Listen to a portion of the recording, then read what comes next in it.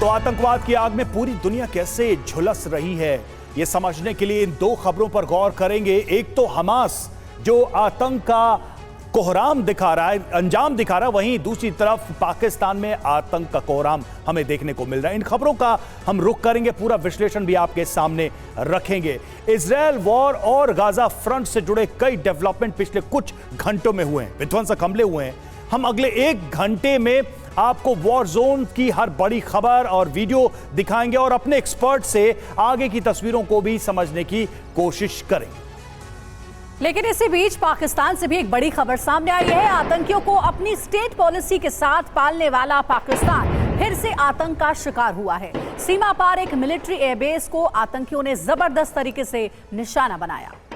उधर पूरा Gaza Hamas की करतूतों का अंजाम भुगत रहा है। दरअसल गाजा पट्टी हो या पाकिस्तान, दोनों ही जगहों पर जिन बुराइयों को पाला पोसा गया, अब वही भस्मासुर बनकर पीछे पड़ गए। तो हम यकीन के साथ कह सकते हैं कि ये गाजा और पाकिस्तान ही नहीं बल्कि विश्व के लिए आंखें खोलने वाला उदाहरण है। यही कि आतंक का अंजाम हमेशा एक ही होता है और ये बुरा ही होता है। तो बड़ी खबर से शुरुआत कर रहे हैं और सबसे पहले बात पाकिस्तान की करेंगे। पाकिस्तान में बहुत बड़ा आतंकी हमला हुआ है। मियांवाली में एयरबेस पर फिदायीन हमला। तहरीक-ए-जिहाद पाकिस्तान ने हमले की जिम्मेदारी ली है। पीएएफ के कई सैनिकों को मारने का दावा किया जा रहा है, वहीं दर्जनों प्लेन को भी नष्ट करने का दावा किया गया है। टीजेपी के प्रवक्ता ने कहा हमला अभी भी जारी है। और मियांवाली एयरबेस के अंदर घुसे कई आतंकी, हमले में कई फिदायीन हमलावर भी मारे शामिल हैं और अभी भी एयरबेस से फायरिंग की आवाजें आ रही हैं। 4 आतंकियों के मारे जाने की भी खबर है और इसकी पुष्टि भी पाकिस्तान की सेना की तरफ से की गई है। और आइए आपको पाकिस्तान में हुए इस बड़े फिदायीन हमले की पूरी डिटेल हम बताते हैं। बिग वॉल पर गौर करिएगा, यहां पर वीडियोस आपको दिखाएंगे कि कैसे हमला हुआ।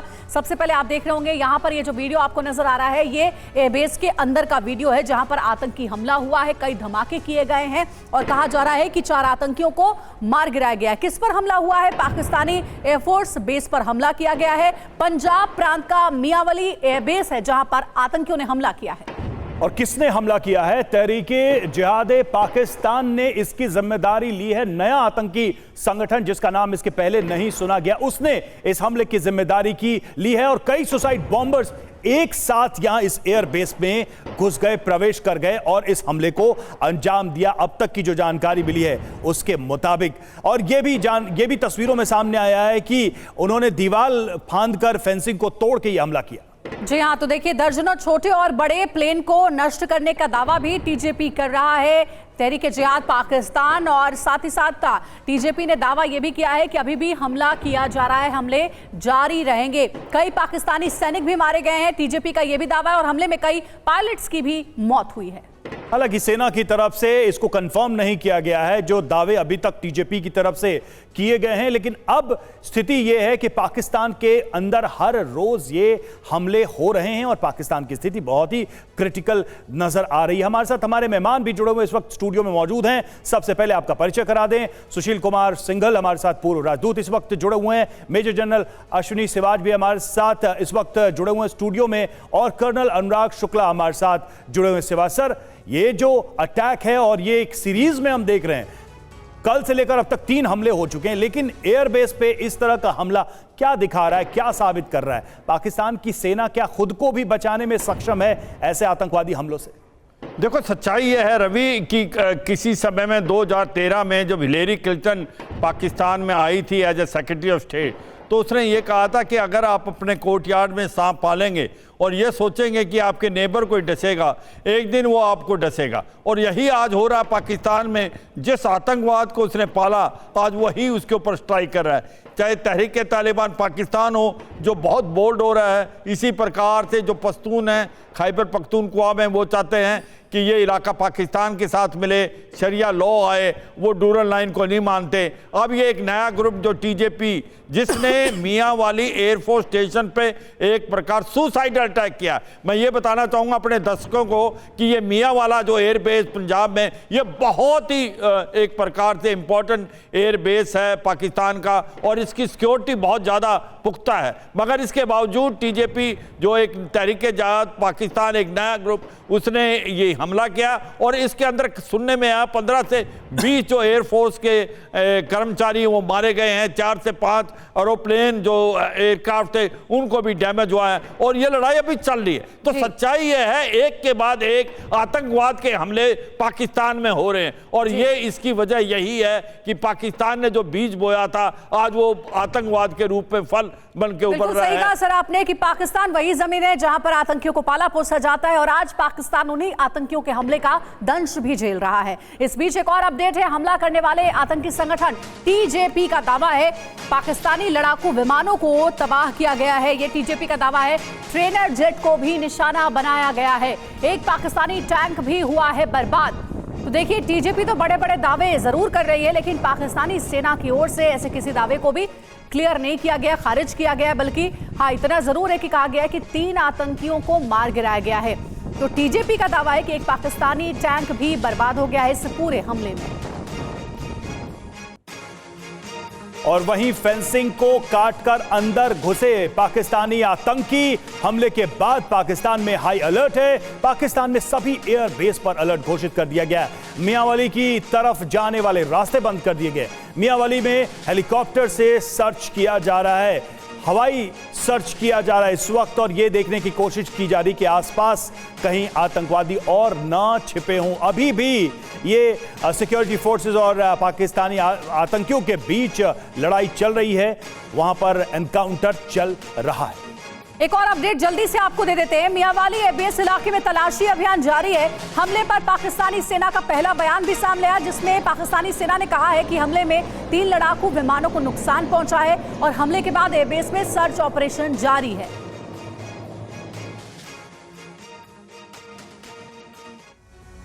और चलिए अब आपको हम समझाते हैं कि पाकिस्तान से लेकर गाजा तक कैसे आतंक का एक ही अंजाम होता दिख रहा है। आतंक के दंश से कैसे ये इलाके जूझ रहे हैं। अब पाकिस्तान की हम बात कर रहे थे। देखिए, पाकिस्तान आतंकियों को पालता रहा है, और यही चीज उसके लिए आज जहर साबित हुआ है। जो जहर वो दूसरों के लिए बोता था, आज उस जहर को काट रहा है। जी हाँ, आतंक का अंजाम हम आपको बता रहे, एक तरफ पाकिस्तान है तो दूसरी तरफ गाजा में जो युद्ध चल रहा है इजरायल और हमास के बीच। अपडेट यह है कि गाजा में हमास का सत्ता पर कब्जा भारी पड़ा है, और पाकिस्तान को आतंकियों को पालना भारी पड़ा है।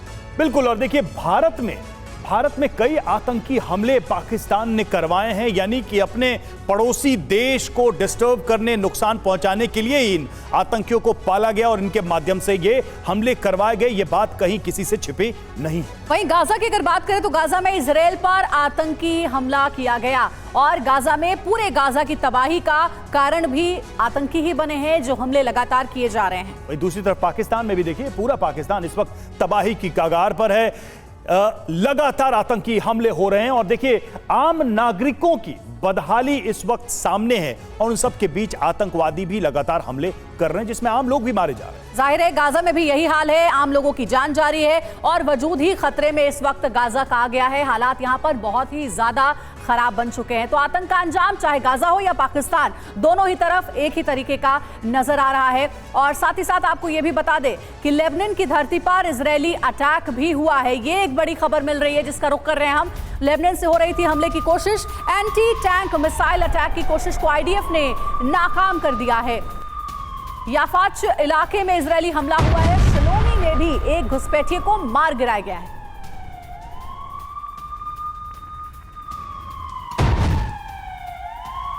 और वहीं गाजा में आईडीएफ को बहुत बड़ी कामयाबी मिली। आईडीएफ ने गाजा सिटी को पूरी तरह से घेर लिया है। हमास के ठिकानों का एक एक कर सफाया हुआ है। सुरंगों को नष्ट करने पर सबसे अधिक जोर दिया जा रहा है।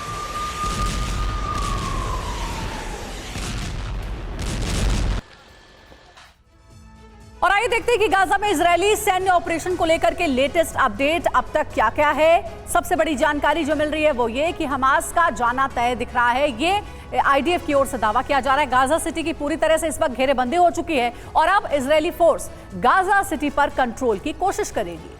हमास का सेंटर होने की वजह से गाजा सिटी पर कंट्रोल अहम है और अब हमास के खिलाफ युद्ध एक नए दौर में प्रवेश करेगा। हमास की सुरंगों को नष्ट करना सबसे बड़ा टारगेट है। और अमेरिका ने फिर से एक बयान दिया जिसमें कहा गया है कि सिविलियन को नुकसान कम से कम हो। ये सोर्स आईडीएफ है, यानी इजरायली डिफेंस फोर्स की ओर से ये बयान आया है। तो काउंटडाउन शुरू हो चुका है जिसमें कहा जा रहा है कि हमास का जाना लगभग तय। हमारे साथ खास मेहमान भी जुड़े हुए हैं, सुशील कुमार जी भी हमारे साथ जुड़े हुए हैं, उनका रुख करेंगे। सर, क्या लग रहा है आपको, क्योंकि आईडीएफ तो कह रही है कि स्पेशल ऑपरेशन चलाया जा रहा है जिसमें हमास के सुरंगों को खत्म कर दिया जाएगा, हमास के पूरे ठिकाने को नेस्तनाबूद कर दिया जाएगा। जिस तरीके से ये ऑपरेशन आगे बढ़ रहा है, क्या वाकई में अब हमास के लिए काउंटडाउन शुरू हो चुका है? बात यह है कि हमास जो है वो उसने जो टनल सिस्टम बनाया हुआ है गाज़ा में, जो कि गाज़ा का एरिया बहुत कम है, 300-350 किलोमीटर का कुल एरिया है, लेकिन उन्होंने टनल के अंदर टनल बनाई हुई हैं। और जैसा कि हम जानते हैं कि जब अर्बन गुरिल्ला वार होती है तो उसमें जो है नुकसान जो हमला करता है, जिसको कब्जा करने की कोशिश करनी है जिसने, उसको ज़्यादा होता है। तो इसमें ख़त्म तो सब कुछ भी किया जा सकता है, लेकिन उसके लिए खमियाजा कितना उठाना पड़ेगा, सिविलियन लाइफ कितनी नुकसान होगा। जैसा कि अब यहाँ पीछे हमलों में देखा कि कितने लोग 200 से 300 लोग उसमें मारे गए उसमें कैंप के में, और उसमें केवल उनको 1 या 2 उनके जो सेंटर था उसको ख़त्म कर पाए। सिमिलरली अब जब पूरे सिटी को जब कब्जा इसको घेरा जा रहा है और उसको जो टनल्स को उसमें ख़त्म करना है, तो उसमें अंतर्राष्ट्रीय एक तो दबाव भी बहुत आ रहा है इजराइल के ऊपर। तो इजराइल कितने समय तक उसको रोक पाएगा? अभी जैसे अब आपने कहा कि विदेश मंत्री जो है अमेरिका के वो वहाँ पर हैं और वहाँ उनको जोर दे रहे हैं कि सिविलियंस को जो है कम से कम नुकसान हो और सीज फायर करने की कोशिश की जाए, ताकि जो है सिविलियंस जो इंजर्ड हैं उनको मदद की जा सके। एक तरफ इजराइल का अपना अंदरूनी दबाव है सरकार के ऊपर कि जो हमला हुआ उनके ऊपर, उसके बाद वो हमास का खात्मा करें, जो कि ऐलान किया गया है। दूसरी तरफ जैसा आप कह रहे हैं कि अंतर्राष्ट्रीय दबाव है और ये ऑपरेशन कितना लंबा कैरी कर पाएगा, ये वॉर कितना लंबा जाएगा इजराइल के ऊपर, ये भी एक प्रश्न है। गाजा के अल शिफा अस्पताल हमले का नया वीडियो सामने आया है। हमले के तुरंत बाद का यह वीडियो सामने आया है। इजरायली हमले से लोगों में भगदड़ है। एम्बुलेंस को निशाना बनाकर आईडीएफ का यह हमला हुआ है। एम्बुलेंस से घायलों को राफा क्रॉसिंग ले जाने का हमास का दावा। अगली बड़ी खबर, वेस्ट बैंक के बेथलेहम में दिखा आईडीएफ का काफिला। हमास लड़ाकों की तलाश में आईडीएफ की छापेमारी का वेस्ट बैंक में हो रहा है विरोध। छापेमारी का विरोध कर रहे हैं फिलिस्तीनी समर्थक। इजराइल हमास वॉर पर आज एक बड़ी बैठक होने वाली है। जॉर्डन में आज अमेरिकी विदेश मंत्री की बैठक होगी और अरब के सहयोगियों के साथ एंटनी ब्लिंकन की बैठक होने वाली है। अरब और इजराइल के बीच भारी दबाव में है अमेरिका।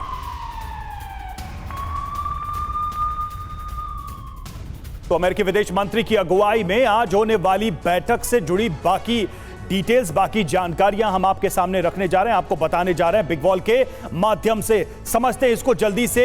इस बैठक में, ये जो महत्वपूर्ण बैठक दुनिया की, इस पर नजर, इसमें कौन कौन है बैठक में, तो ये वो देश हैं, उनकी लिस्ट है जिसमें अमेरिका, जॉर्डन, सऊदी अरब, कतर, यूएई, मिस्र और फिलिस्तीनी प्रतिनिधि मौजूद होंगे और इस पर जो हालात हैं इस वक्त के, उस पर विस्तार से चर्चा की जाए। जी हां, बैठक खास क्यों है ये भी जानिए। यूएस विदेश मंत्री एंटनी ब्लिंकन की आज जॉर्डन के अम्मान में ये बड़ी बैठक होने वाली। कहा जा रहा है कि क्या इसमें आखिरी फैसला लिया जाएगा। अमेरिका के सहयोगी अरब देशों के विदेश मंत्रियों की भी ये बैठक है।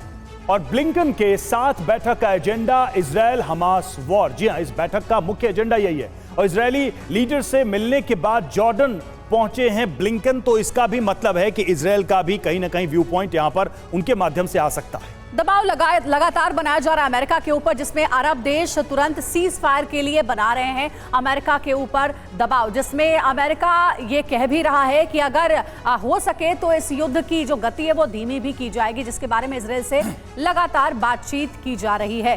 कर्नल अनुराग शुक्ला हमारे साथ स्टूडियो में मौजूद है। कर्नल शुक्ला, एंटनी ब्लिंकन की ये जो बैठक अम्मान में हो रही है, क्या ये सार्थक नजर आती है आपको? सीज फायर होगा, बंधक छुड़ाए जाएंगे हमास के कब्जे से? ये बिल्कुल कैच-22 वाली सिचुएशन दिख रही है, जिसके अंदर कि ये समझ नहीं आ रहा कि सीज फायर के ऑब्जेक्टिव्स क्या होंगे। जैसे इजराइल के ऑब्जेक्टिव्स हैं, इजराइल को अपने बंधक छुड़ाने हैं और इसके किसी भी पहले वो रुक नहीं सकता है, उसके पास पॉलिटिकल मजबूरी भी है और मिलिट्री कंपल्शन भी है। तो जो वॉर लड़ने जा रहे हैं गाजा के अंदर, जैसे आप सिचुएशन देख रहे हैं, ये सिचुएशन रोज़ पर रोज़ चैलेंजिंग होती जा रही है, दोनों तरफ से नुकसान होता जा रहा है और जो चैलेंजेस हैं उन टनल को तोड़ने की, उन टनल को पहुंचने की, वो भी बढ़ती जा रही हैं। इसी के साथ इंटरनेशनल प्रेशर भी आता जा रहा है और अगर आप देखें तो 2 और 3 अलग फ्रंट भी खुलने को तैयार हैं, किसी भी वक्त उधर से भी लड़ाई शुरू हो सकती है। तो एक कैच 22 वाली सिचुएशन है और इसको कॉल जल्दी से जल्दी लेना पड़ेगा। होपफुली इस बैठक के अंदर कुछ पॉजिटिव नजर आए। बिल्कुल बिल्कुल। और अमेरिका के सामने दुविधा ये भी है कि एक तरफ तो अंतर्राष्ट्रीय दबाव भी है जो आम लोगों को नुकसान हो रहा है और दूसरी तरफ इजराइल का सहयोग भी जारी रखना है इस युद्ध में। आगे बढ़े, देखिए इजराइल पर सहयोगियों के दबाव में अमेरिका है। जैसा कि हम कह भी रहे थे, इजरायली रुख से कई देश नाराज हैं। गाजा में अमेरिकी ऑपरेशन पर कई सवाल, अमेरिका को इलाके में कमजोर पड़ने का खतरा, मिडिल ईस्ट में कमजोर पड़ने का खतरा। तो ये सारी बातें अमेरिका को लेकर भी और अमेरिका के ऊपर एक तरीके का दबाव भी है लगातार। अगर आप ध्यान दें तो एंटनी ब्लिंकन दौरे पर हैं, अरब कंट्रीज से लेकर इजराइल वो लगातार विजिट कर रहे हैं। और आइए देखते हैं कि अमेरिका के नजदीकी अरब देश कैसे इजराइल को लेकर के प्रेशर बना रहे हैं। अमेरिका के ऊपर भारी दबाव है। बड़ी खबर यह है कि ब्लिंकन के जॉर्डन पहुंचने से पहले अरब देशों की मीटिंग हुई और अरब सहयोगियों का यूएस पर दबाव है कि तुरंत युद्ध विराम हो। नागरिकों पर हमले रुके, साफ कह रहे हैं अरब देश। घायलों को इलाज मिले, मानवीय मदद न रोकी जाए, इलाके की सुरक्षा सुनिश्चित हो। ये तमाम बातें जो कही जा रही हैं अमेरिका से और एक तरीके का दबाव अमेरिका पर इन तथ्यों को लेकर। और अमेरिका ने सलाह क्या दी है? अमेरिकी सलाह यह है कि गाजा में सिविलियन को कोई नुकसान ना पहुंचे, युद्ध में किसी तीसरे देश को दखल का मौका ना मिले। तो अमेरिका ने यह सलाह दी है, लेकिन अमेरिका के ऊपर भारी दबाव भी है कि सीज फायर किसी तरीके से अमेरिका कराए। और बाइडेन का इजराइल दौरा, इस खबर का रुख करते हैं। महीने भर के अंदर अमेरिकी विदेश मंत्री का दूसरा दौरा हमने देखा और साथ में इजराइल की टॉप लीडरशिप से लगातार संपर्क में है। अमेरिका की बेचैनी साफ नजर आ रही है। अब अमेरिकी बेचैनी की 7 वजहों को हम समझाने की कोशिश करेंगे आपको कि वो 7 बड़ी वजहें कौन सी हैं। सबसे पहली जो बड़ी वजह है वो ये कि इजरायली आक्रामकता की निंदा हो रही है। एक दूसरी वजह यह भी है कि गाजा में नागरिकों पर हमले का लगातार विरोध बढ़ता ही जा रहा है। और मिडिल ईस्ट में कि कई देश असहज हैं, सहयोगी देश यूएस पर दबाव बना रहे हैं। इजराइल यूएस की कई सलाह नजरअंदाज कर रहा है। और वजह यह भी सामने आ रही है कि ईरान जैसे यूएस विरोधी देशों को मौका मिलने लगा है। वॉर में रूस की सीधी एंट्री होती भी दिख रही है। तो अमेरिकी बेचैनी की ये 7 वजह और इसलिए अमेरिका मीटिंग्स कर रहा है, इसलिए विदेश मंत्री जॉर्डन में पहुंचे हुए हैं। अगली बड़ी खबर का रुख करते हैं। उत्तरी मोर्चे पर इजरायली फोर्स अलर्ट पर, हिजबुल्लाह की ओर से बड़े हमले का खतरा बना हुआ है। हिजबुल्लाह चीफ की स्पीच के बाद यहां तनाव बढ़ा हुआ है। उत्तर में इजराइल पर हमले तेज होने की आशंका। तो हिजबुल्लाह की तरफ से जो चेतावनियां मिल रही हैं उसको देखते हुए यहां पर तनाव बढ़ा है और लगातार आईडीएफ की तरफ से यहां पर सुरक्षा कड़ी की जा रही है। यहां पर हमले तेज किए जा रहे हैं और जो स्पीच है उसमें जो ऐलान किया गया है कि इजराइल के खात्मे तक ये जंग चलेगी, वो अपने आप में संकेत है कि जंग खत्म नहीं होने वाली है। श्रीवास्तव, ये सारी सिचुएशन जो हम दर्शकों को बता रहे हैं, जो हालात हुए हैं और जिन चैलेंजेस की हम बात कर रहे हैं, अमेरिका के ऊपर दबाव, अमेरिका के सामने चुनौतियां, वाकई में अमेरिका के पास क्या स्पेस आपको नजर आ रहा है? इजराइल के साथ खड़े रहना है, अरब देशों की बात सुननी है, ईरान को रोके रखना है और उसके बीच ये जो हमास है इसका खात्मा प्राइम ऑब्जेक्टिव है। हाँ बिल्कुल, देखो सच्चाई यह है कि बहुत ही ज़्यादा कॉम्प्लेक्स सिचुएशन है। अमेरिका चाहेगा कि पहली बात तो ये रीजनल लड़ाई ना बने और दूसरी बात वो चाहता है कि किसी तरीके से जो पैलेस्टाइन की कैजुअलिटीज़ हो रही हैं, सिविलियन, वो कम हो और कहीं ना कहीं वहाँ पर एक प्रकार ह्यूमैनिटेरियन पॉज मिले जिससे जो इंजर्ड है वहाँ से निकल पाएँ और ये जो एक प्रकार के जो सिविलियन कैजुअलिटी उनकी कमी हो। मगर साथ में ये भी है कि इजराइल एक प्रेशर डाल रहा है कि जब तक वो हॉस्टेजेस नहीं छोड़ेंगे, याद रखें इसमें अमेरिका के 10 से 15 हॉस्टेजेस हैं, तब तक वो कोई भी पॉज नहीं देगा। तो ये सच्चाई है कि अगर ये लड़ाई चलती रहती है और किसी तरीके से हॉस्टेजेस पे कोई बात नहीं होती तो फिर ये लड़ाई किस मोड़ जाएगी ये कहना बड़ा मुश्किल है। इसका ईरान की एंट्री हो सकती है। हिजबुल्लाह जो नसरुल्लाह ने कल बात की, उसके जो कमांडर हैं, उसने कहा अगर ये आप गाजा पट्टी और गाजा पे बार बार फायर करते रहेंगे तो ये मत सोचें कि हिजबुल्लाह चुप रहेगा। हिजबुल्लाह भी अटैक कर सकता, होती डबल यमन से कर सकते हैं, ईरान की एंट्री हो सकती है। तो अमेरिका को एक बैलेंस लेके चलना है। उसकी जो ये सऊदी अरेबिया, यूएई और ओमान, इसके बाद जॉर्डन जो देश हैं, उनको भी वो सर अमेरिका के ऊपर बहुत प्रेशर है और प्रेशर अपने देश से भी है कि अपने बंधकों को जल्दी से छुड़ाए और इसीलिए एंथोनी ब्लिंकन पहुंचे भी हैं ये बैठक करने के लिए जॉर्डन में। एक बड़ी खबर है, दक्षिणी गाजा में आईडीएफ का बड़ा हमला हुआ है। हमले में कम से कम 5 की मौत हो गई है। इजरायली हमले में कई लोगों के घायल होने की जानकारी, घायलों को लेकर अस्पताल में जाते दिखे लोग।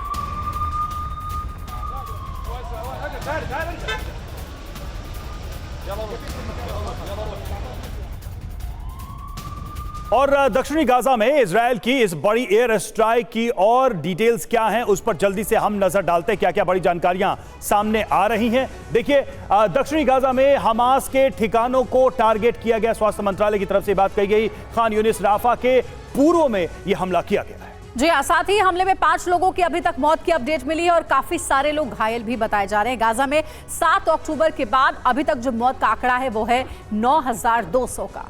जी हाँ, और मरने वालों में अधिकतर महिलाएं और बच्चे हैं, इनकी संख्या ज्यादा है। गाजा में कुल जो घायल हैं वो 23,000 हैं। स्वास्थ्य मंत्रालय की रिपोर्ट कहती है मरने वालों में बड़ी संख्या में सिविलियंस हैं, ये इस रिपोर्ट में कहा गया है। तो ये कुल मिलाकर सिचुएशन हम देख रहे हैं, मरने वालों में ज्यादातर बच्चे और महिलाएं हैं। अब सिंगल सर, ये एक बड़ा ही मानवीय पक्ष है, इसको लेकर बहुत बातें हो रही हैं, चर्चा हो रही है, लेकिन क्या वाकई भी इसका कोई रास्ता है? क्योंकि हमको याद है कि इजरायल बार बार ये कहता है कि ह्यूमन शील्ड का यूज करता है हमास, अस्पतालों को यूज करता है, जो सिविलियंस हैं उनके इलाकों को यूज करता है। ऐसे में इस तरह की चीजों पर क्या कंट्रोल किया जाए, कैसे कंट्रोल किया जाए, इसका रास्ता क्या होगा? ये बहुत ही मुश्किल सवाल है, क्योंकि जैसा आपने कहा कि हमास का जो ऑब्जेक्टिव है वो ह्यूमन शील्ड को यूज़ करता है, जो सिविलियन पॉपुलेशन को है, और उसीलिए उन्होंने टनल जो है, जो रिफ्यूजी कैंप है उनके नीचे बनाई हुई हैं। एंड उनको हमास का जो ऑब्जेक्टिव है वो ये है कि जो राय है, अंतर्राष्ट्रीय राय है, वो इजराइल के खिलाफ हो जाए, ताकि उनके पर दबाव पड़े और जो उन्होंने किया अक्टूबर में उसको सब लोग भूल जाएंगे। क्योंकि ये जो उन्होंने तो 2 दिन या 3 दिन किया, यहाँ पे जो इजराइल को करना पड़ रहा है वो कंटिन्यूस बेसिस पे करना पड़ रहा है। तो जो पब्लिक मेमोरी बड़ी शॉर्ट होती है, जैसा हम जानते हैं, तो वो इजराइल जो कर रहा है उसके ऊपर सबकी निगाहें पड़ी हुई हैं। और इनकी जो लीडरशिप है, हम ये भूलना नहीं चाहिए कि इनकी लीडरशिप जो है कतार में है, ठीक है, मेन, जो कि पैलेस्टाइन में नहीं है, जो गाजा में नहीं है।